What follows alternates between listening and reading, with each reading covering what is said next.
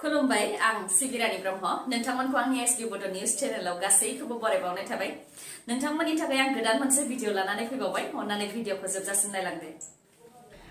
15 डिसेम्बराव जानो गोनां forest गार्डनि written आनजादनि अक्ट'खौ सोलायनाय जाबाय Bodoland university examination conduct committee बिटिसिनि थांखि बायदियै 15 डिसेम्बराव जानो गोनां फरेस्ट गार्डनि रिटेन आनजादखौ 22 डिसेम्बराव खुंनाय जासिगोन माखासे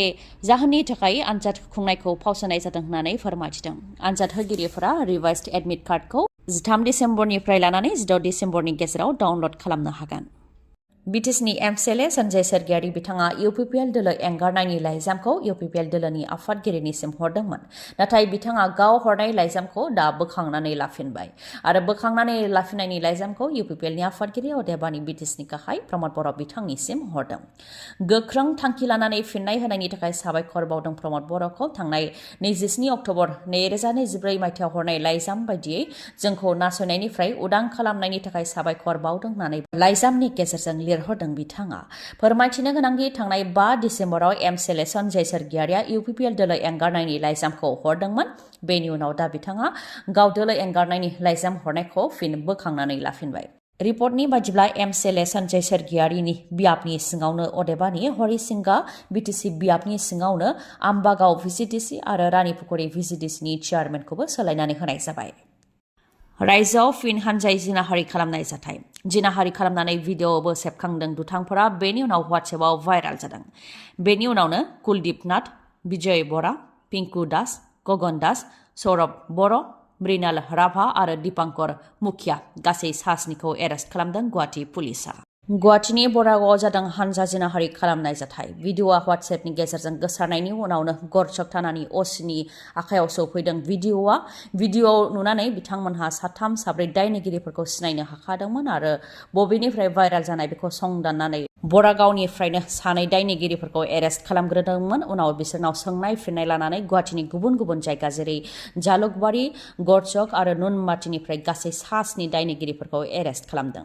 पुलिसआ फोरमायथिनाय बायदिब्ला थांनाय 17 नभेम्बर राज महोत्सव सोलिफुबाय थानाय समावनो बे जाथाया जानो मोन्दोंमोन गुवाहाटीनि नोजोरापार बरगाव ओनसोलनि हाजो ओनसोलाव थानाय दुर्गा मन्दिरनि खाथियावनो जादोंमोन हानजाय जिनाहारि खालामनाय जाथाया हमजानाय दुथांफोरनि मादाव सासे दुथाङा आइजोखौ लानानै फैदोंमोन बेनि उनाव आथोनारि अनागार खालामनायजों लोगोसे हानजाय जिनाहारि खालामदों फोरमायथिनाय बायदिब्ला गासै 7 दुथांफोरा हानजा जिनाहारि खालामदों बेनि उनाव माखासेया भिडिअ सेबखांदों आरो माखासेया जौ जुवा निसा खालामनानै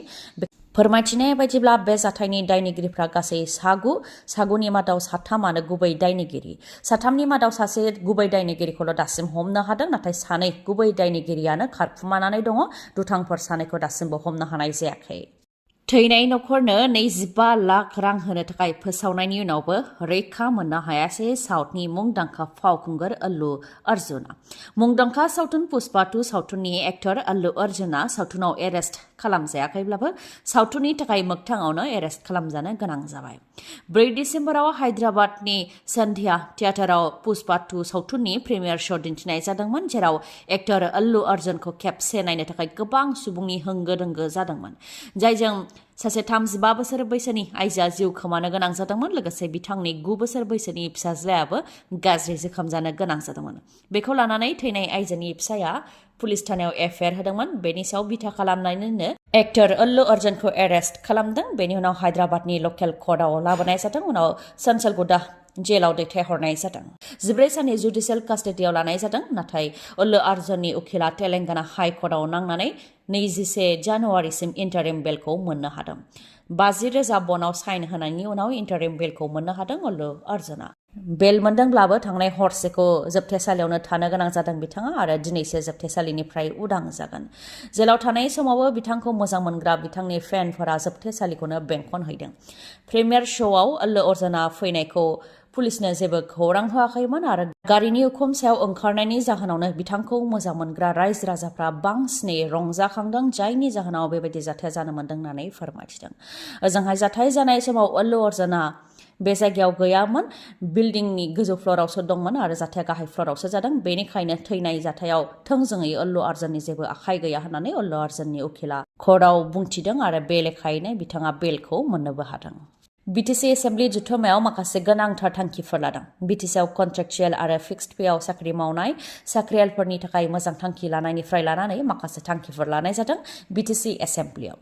जेरै फिक्स्ड पे आरो कन्ट्रेक्चुएलआव साख्रि मावनाय मावथिफोरा साख्रि जोबखांनायनि उनाव जेबो खाबु मोननो हायामोन, बिथांमोननि थाखाय खेबसे अनसुंथाइ होनो थांखि लाबाय BTC एसेम्बलियाव। बेनि अनगायैबो 4th ग्रेडआव मावनाय आरो कन्ट्रेक्चुएलआव मावनाय मावथिफोरा मेडिकेल रिम्बार्समेन्ट अदेबानि देहा फाहामनायनि मुङाव सोरखारनि फारसेनिफ्राय जि खाबु मोननो हायोमोन बेखौ मोनामोन, बिथांमोननोबो बे खाबुखौ होनाय जासिगोन। लोगोसेनो BSc नि समनि 87 मावथिफोराबो जेबो खाबु मोननो हायामोन, बिथांमोननोबो खेबसे राङारि अनसुंथाइखौ होनाय जासिगोन। लोगोसेनो BDO अफिसनि खामानियाव खरसा जानाय आरो मार्केट टेन्डारनि थाखाय खरसा जानायखौ BTCनिफ्राय होनो थाखाय थांखि लाबाय BTC एसेम्बलि जुथुमायाव। लोगोसेनो MCLAA, चिफ, डिपुटि चिफ आरो बेरेखा दोलोनि दैदेनगिरिफोरनि दान बान्थाखौबो बांहोनो थाखाय थांखि लानाय जाबाय BTC एसेम्बलियाव।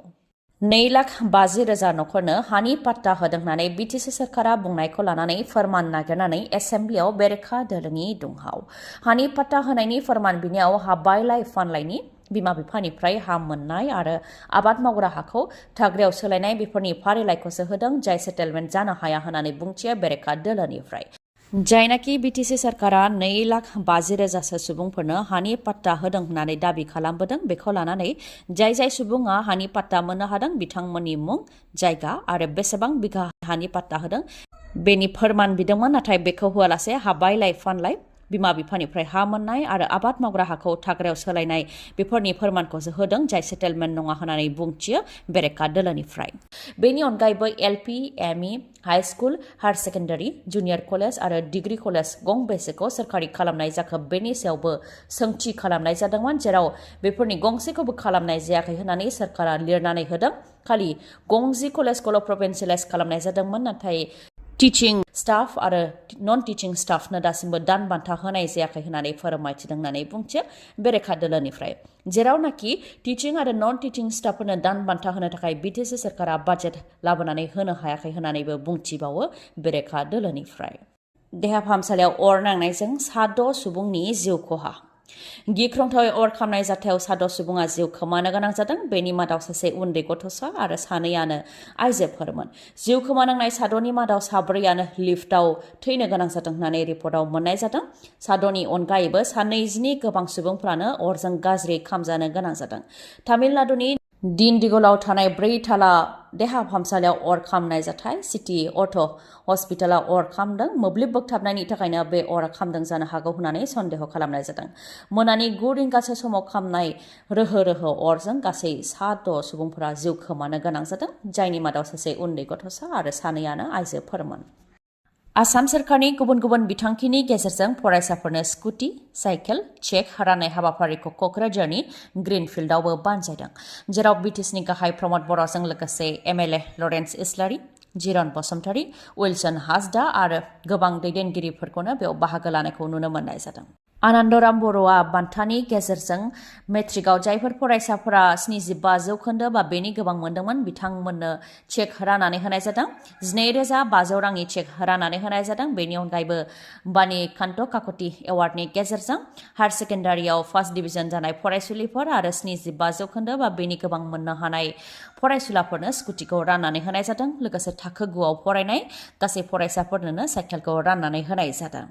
मैयानि सानाव अदेबानि क'क्राझार जिल्लानि सिङाव 11,504 साइकेल राननानै होनाय जादों।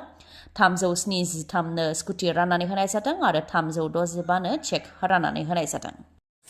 दिनैनि भिडिअ'आ एसेनोसै। गाबोन आरो गोदान भिडिअ'जों लोगो मोनफिनबावगोन। नोंथाङा दासिमबो आंनि चेनेलखौ साबस्क्राइब खालामाखैबा अन्नानै साबस्क्राइब खालामदो, लोगोसे लाइक, कमेन्ट आरो शेयार खालामनो दाबाव। गोजोन्थों।